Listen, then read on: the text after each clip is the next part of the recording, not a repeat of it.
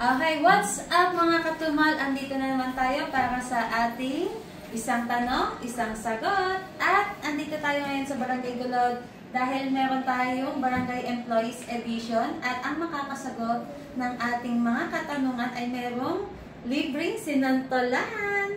Ako nagluto nito. Tara. Andito si Kagawad Akle. Ang una natin tatanungin. Okay, Kagawad, ready ka na ba sa sinantolan? Isang tanong, isang sagot? Ayan.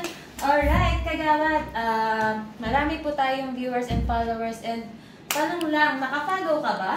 Ay, titignan ko baka hindi. Siyempre, nakafollow ako. Ayun, I'm sure nakafollow sa atin yan si Kagawad Akle. So, para sa katanungan, para magkaroon si Kagawad Akle ng masarap na sinantolan, ako nagluto niya, Kagawad. Oh, sarap!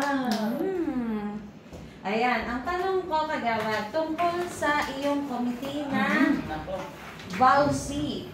Okay. Marami kasi ngayong mga babae at yung anak nila inaabuso. Meron ba tayong shelter na pwedeng pag-stayan ng mga inaabusong kababaihan? Ayan, sakto-sakto ang tanong mo, Kagawad Lovely. Kagawad na, vlogger pa. Yes! No? Saktong-sakto at tayo ay merong inihanda para sa kababaihan at sa mga kabataan natin na naaabuso na masasabi mong pangalawang tahanan nila kung ito ay kinakailangan nila. Katunayan, ito ay ngayon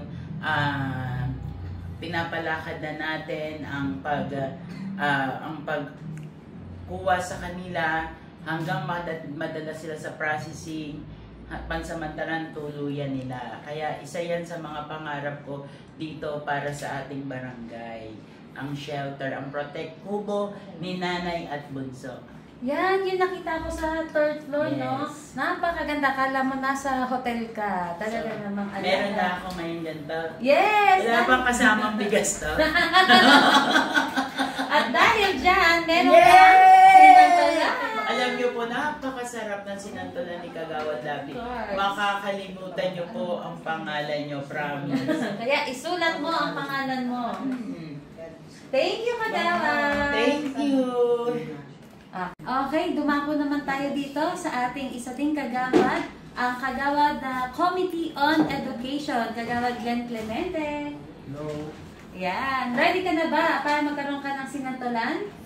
Oo, may kapalit siya, may okay. Okay, isang tanong, isang sagot. Kagawad, may mga kabataan kasi tayo na out of school youth at gusto nilang mag-aral. Meron ba tayong ma-offer sa kanila para makapag-aral? Meron tayo sa barangay ngayon ng yung alternative learning system. So, kung gusto nilang mag-apply Monday to Friday, pwede silang mag-apply kay Sir John. Hanapin nyo na si Sir John. Tapos pag okay na, face-to-face kayo, Friday, Saturday, Sunday. At magkakaroon din po tayo ng